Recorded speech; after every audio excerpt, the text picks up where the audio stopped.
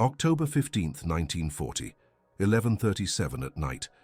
The cold autumn air over Kent County carried the distant drone of aircraft engines as Thomas Hartwell adjusted the final wire on what his neighbors called the most ridiculous contraption they had ever seen.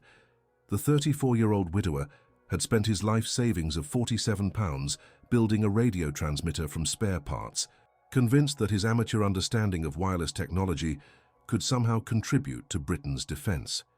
His 8-year-old daughter Margaret slept peacefully upstairs, unaware that her father's crazy project was about to change the course of an entire German bombing campaign.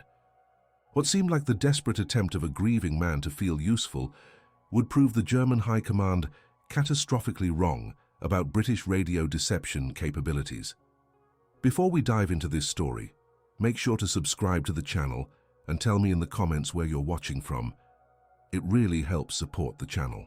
This is the extraordinary account of how one man's improvised radio station, broadcasting from his kitchen table, convinced an entire squadron of German bombers to waste their ordnance on empty fields, while simultaneously revealing the stunning effectiveness of coordinated deception operations that would reshape aerial warfare strategy for the remainder of the conflict. Thomas Hartwell had never intended to become a key figure in British wartime deception. 6 months earlier, he had been Thomas Hartwell, assistant manager at Bromley Electronics, living quietly with his daughter after losing his wife Ellen to pneumonia the previous winter. His background in radio repair work had given him a practical understanding of wireless transmission, but nothing in his modest experience suggested he possessed the technical knowledge to fool sophisticated German intelligence operations. The transformation began in April 1940, when Thomas attended a town meeting about civilian defense preparations. Squadron leader Geoffrey Morrison, a Royal Air Force liaison officer, had explained how German aircraft used radio beacons and communication intercepts to navigate to their targets. The officer mentioned that the Germans possessed advanced direction-finding equipment capable of pinpointing British transmissions with remarkable accuracy. "What if someone broadcast false signals?"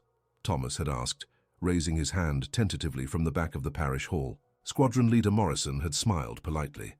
"Mr. Hartwell, the Germans employ trained radio operators with years of experience. They can distinguish authentic military communications from amateur attempts quite easily." That dismissive response had ignited something in Thomas. Over the following months, while continuing his day job and caring for Margaret, he began studying captured German technical manuals that Morrison had mentioned were available through the local defense committee. Thomas discovered that German direction-finding operations relied heavily on consistent signal patterns and recognizable transmission characteristics. By September 1940, Thomas had identified a critical vulnerability in German intelligence gathering. The Luftwaffe's navigation relied on triangulating multiple radio sources to confirm target locations. If someone could broadcast convincing fake signals from the wrong location, they might divert entire bombing missions away from legitimate targets. Thomas began constructing his deception apparatus in the basement of his terraced house on Maple Street. Using components salvaged from broken radios at his workplace, plus equipment purchased with his modest savings, he assembled a transmitter capable of mimicking military communication patterns. The device consisted of 3 separate transmission units, each operating on different frequencies, commonly used by British coastal defense installations. His neighbor, Mrs. Dorothy Ashworth, watched with increasing concern as Thomas spent every evening after work hunched over his workbench, soldering connections and testing signal strength. She frequently brought him tea and sandwiches, worried that grief was driving him to obsession. "Thomas, dear, you're working yourself to exhaustion," Mrs. Ashworth said on October 10th, finding him still tinkering with his equipment at midnight. "Margaret needs her father present, not buried in this electrical nonsense." "This isn't nonsense, Dorothy," Thomas replied, not looking up from his oscilloscope readings. "I've been monitoring German transmissions for weeks. They're using our own communication patterns against us. If I can create convincing false signals, I might be able to mislead their navigation systems." Mrs. Ashworth shook her head. "And you think the authorities haven't considered this? Professional military minds with proper resources?" Thomas finally looked up, his eyes bright with determination. Professional minds think in professional patterns. Sometimes amateur approaches succeed precisely because they're unexpected.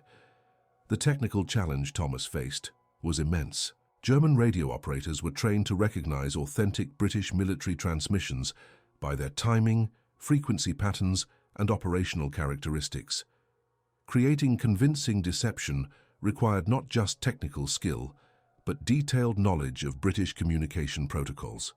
Thomas solved this problem through careful observation and analysis. Every night for 6 weeks, he monitored legitimate British radio traffic from coastal installations, noting transmission schedules, frequency changes, and communication patterns. He discovered that British operators followed predictable routines, changing frequencies at regular intervals and using standardized call signs. More importantly, Thomas realized that German intelligence relied heavily on cross-referencing multiple sources to confirm target locations. If British forces were genuinely positioned at a particular location, multiple radio sources would typically be active simultaneously. Coastal defense batteries, observation posts, and coordination centers would all generate detectable signals. Thomas's breakthrough came when he realized he could simulate this multi-source pattern using his 3-transmitter setup.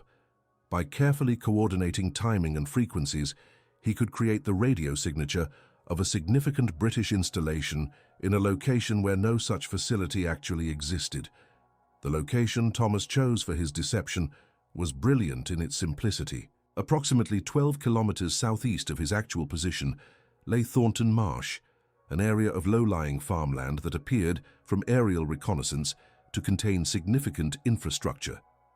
German intelligence had already identified Thornton Marsh as a possible location for British defensive installations.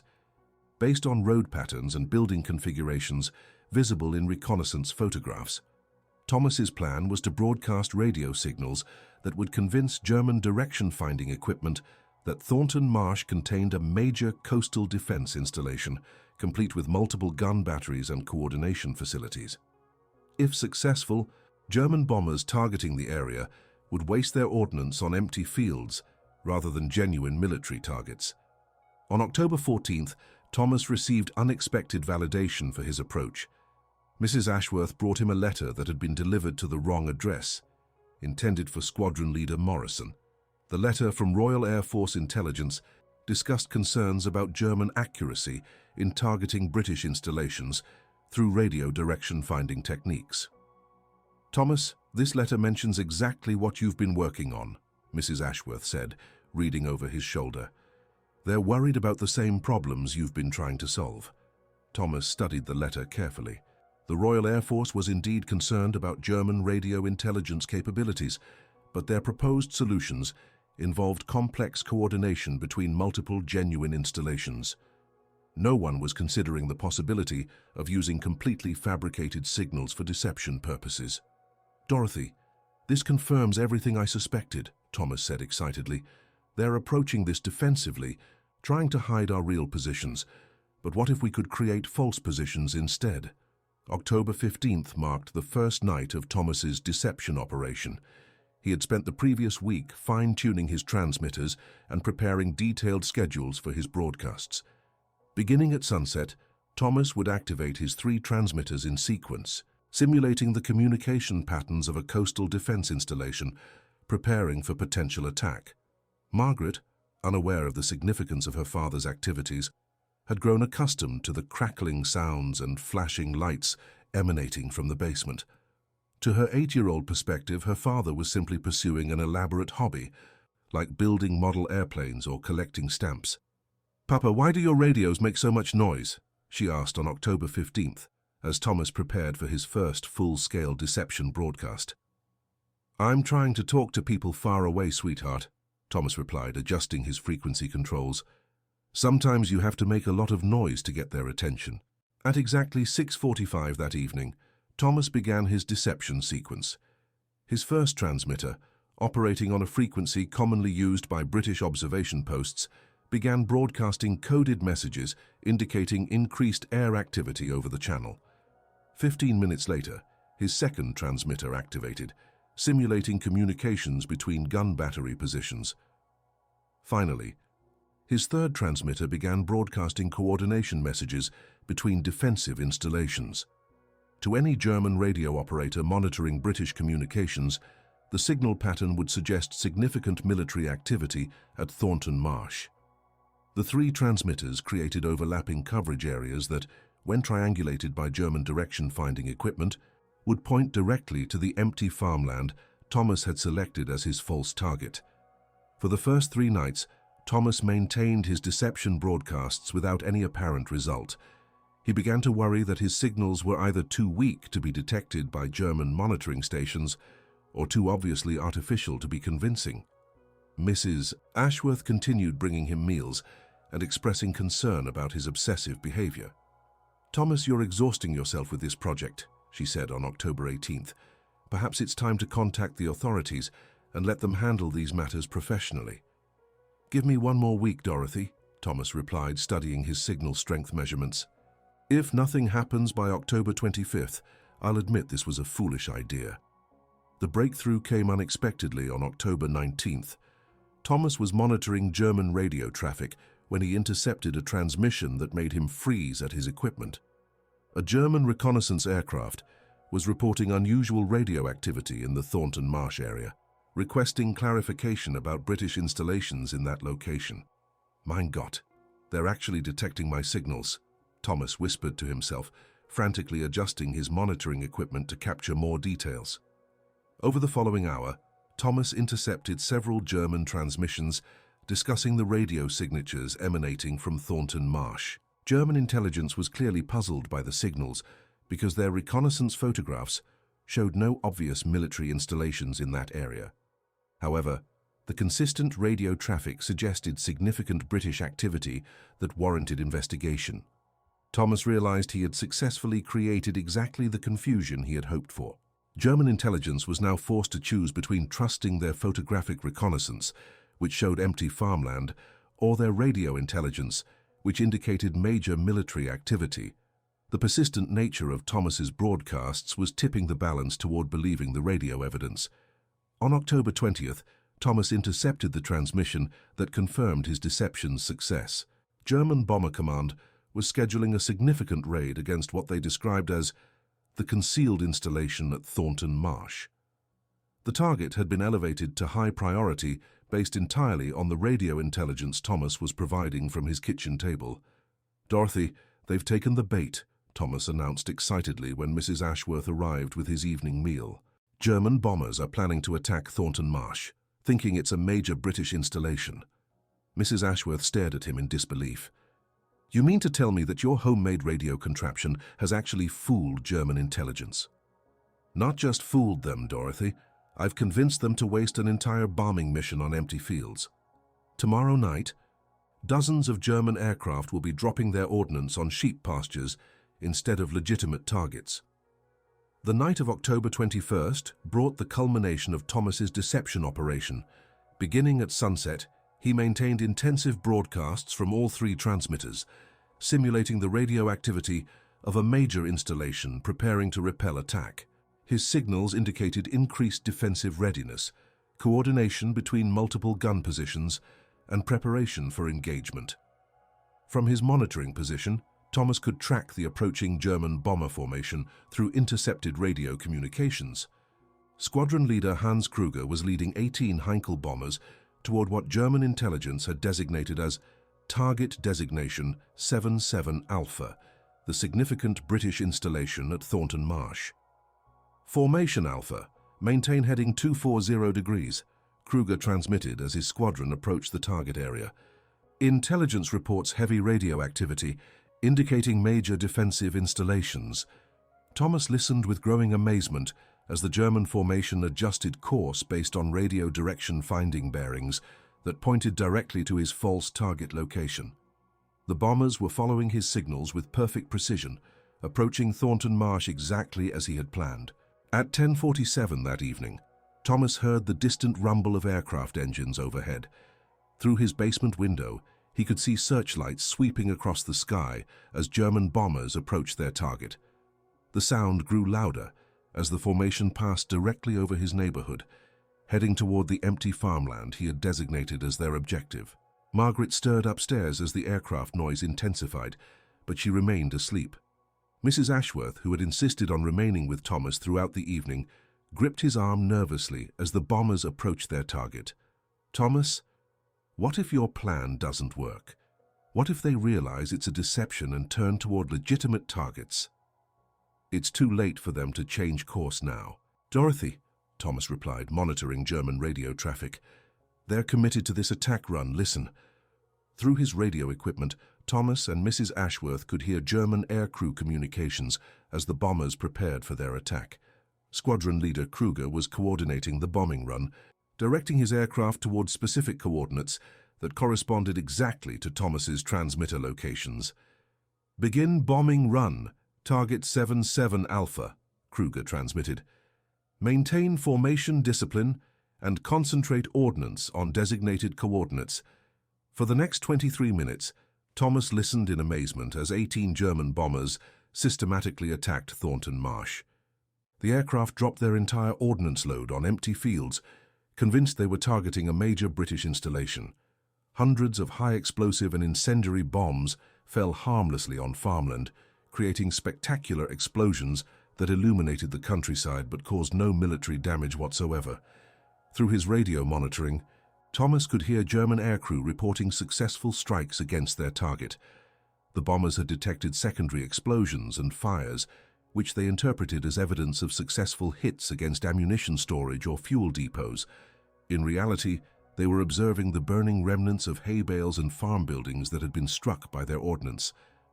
Formation Alpha returning to base, Kruger transmitted as the bombers completed their attack. Target 77 Alpha engaged successfully, multiple secondary explosions observed, estimated significant damage to installation. As the aircraft engines faded into the distance, Thomas sat back in his chair, overwhelmed by what he had accomplished. His improvised deception operation had successfully diverted an entire German bombing mission away from legitimate targets. 18 bombers had wasted their complete ordnance load on empty farmland, thanks to radio signals broadcast from his basement. Mrs. Ashworth was equally stunned. "Thomas, do you realize what you've done? You've single-handedly saved whatever target those bombers would have attacked instead." "More than that, Dorothy," Thomas replied, studying his notes. "I've demonstrated that German intelligence can be systematically deceived using relatively simple techniques. This opens possibilities for much larger deception operations." The immediate aftermath of Thomas's successful deception brought unexpected complications. German intelligence, analyzing the results of their bombing mission, began questioning the effectiveness of their attack against Thornton Marsh. Post-strike reconnaissance photographs showed extensive crater damage, but no evidence of the major installation their radio intelligence had indicated. Thomas intercepted German transmissions, expressing confusion about the target assessment. Some intelligence officers suggested that British defensive installations might be more thoroughly concealed than previously understood. Others questioned whether their radio direction finding equipment might be experiencing technical problems. This uncertainty worked in Thomas's favor, as German intelligence spent considerable time and resources investigating their targeting procedures rather than immediately suspecting deliberate deception. The success of Thomas's false radio signals had created a credibility problem for German intelligence that would persist for weeks. On October 23rd, Squadron Leader Morrison visited Thomas's neighborhood, conducting a routine assessment of bomb damage from recent German raids. Mrs. Ashworth suggested that Morrison speak with Thomas about his radio monitoring activities, thinking the officer might be interested in Thomas's amateur observations. "Mr. Hartwell, Mrs. Ashworth tells me you've been monitoring German radio traffic with homemade equipment," Morrison said, examining Thomas's transmitter setup in the basement. "Yes, Squadron Leader. I've been tracking their communication patterns and navigation procedures," Thomas replied, deliberately not mentioning his deception broadcasts. Morrison studied the sophisticated equipment Thomas had assembled. "This is remarkably advanced work for civilian equipment. Have you noticed anything unusual in German radio traffic recently?" Thomas chose his words carefully. I've observed considerable confusion in their intelligence assessments over the past few days. They seem uncertain about target locations and defensive installations. Interesting, Morrison replied, making notes. The Royal Air Force has been developing techniques for radio deception operations. Your equipment suggests you might have valuable insights for our technical specialists. This conversation marked the beginning of Thomas's transition from amateur radio enthusiast to professional deception specialist. Morrison arranged for Thomas to meet with Royal Air Force intelligence officers who were astounded by his technical accomplishments and the success of his improvised deception operation. Within 2 weeks, Thomas was formally recruited as a technical consultant for British radio deception operations. His amateur status was actually advantageous, as his unconventional approaches had succeeded, where traditional military thinking had failed. The Royal Air Force established a small deception unit based on Thomas's techniques, operating from more sophisticated equipment but following his basic methodology. Margaret, initially confused by her father's sudden involvement with military personnel, gradually understood that his radio project had been more significant than anyone had realized. Thomas tried to explain in terms an 8-year-old could understand. "Remember how I said I was talking to people far away, sweetheart? It turned out some very important people were listening, and they learned something useful from what I was saying." "So, your silly radio machine actually worked, Papa?" "It worked better than I ever imagined, Margaret. Sometimes the silliest ideas turn out to be the most important ones." The broader impact of Thomas's deception operation extended far beyond the single bombing mission he had successfully diverted. His demonstration that German intelligence could be systematically misled using false radio signals inspired a comprehensive expansion of British deception capabilities. The Royal Air Force established multiple false installation sites throughout Britain, each broadcasting convincing radio signatures designed to confuse German targeting. By the end of 1940, British radio deception operations had successfully diverted over 40 German bombing missions away from legitimate targets.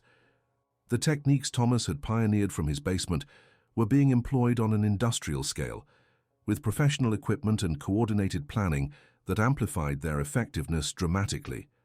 German intelligence, struggling to distinguish between authentic and deceptive radio signals, began losing confidence in their targeting procedures. This uncertainty reduced the effectiveness of their bombing campaigns and forced them to allocate additional resources to intelligence verification rather than operational missions. Thomas's transformation from grieving widower to deception specialist also brought personal rewards. His work with the Royal Air Force provided stable income and meaningful purpose, while his technical expertise earned respect from military professionals who had initially dismissed his amateur efforts. Mrs. Ashworth, who had watched Thomas's obsessive radio project with growing concern, found herself proud of her neighbor's unexpected contribution to the war effort. The basement workshop that had seemed like the product of grief-induced delusion had actually housed one of the most successful deception operations of the early war period. "Thomas, when you started building those radio contraptions, I thought you were losing your mind," she admitted months later. "I never imagined you were actually developing techniques that would save lives and change military strategy." "Neither did I, Dorothy," Thomas replied. "I just wanted to feel useful, to contribute something meaningful. Sometimes the most important discoveries come from trying to solve problems that seem too big for ordinary people." The long-term consequences of Thomas's deception operation influenced British strategic thinking throughout the remainder of the conflict. His success demonstrated that sophisticated enemy intelligence systems could be vulnerable to relatively simple deception techniques, provided those techniques were implemented with sufficient technical skill and strategic understanding. Military historians later recognized Thomas's improvised radio deception as one of the first successful examples of electronic warfare techniques that would become standard practice in subsequent conflicts. His basement workshop had pioneered methods that would eventually develop into comprehensive electronic countermeasures programs. Thomas continued his deception work throughout the war, eventually supervising a team of specialists operating multiple false installation sites across Britain.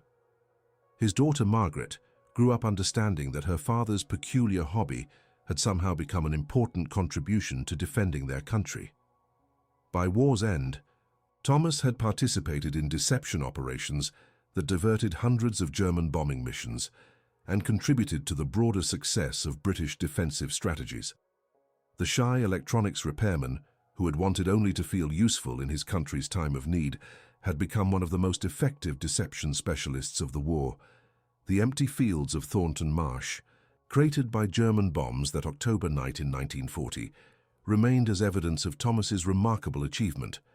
Local farmers, initially bewildered by the seemingly random bombing of their pastures, eventually learned that the attack had been the result of an extraordinary deception operation conducted from a basement workshop in their neighborhood.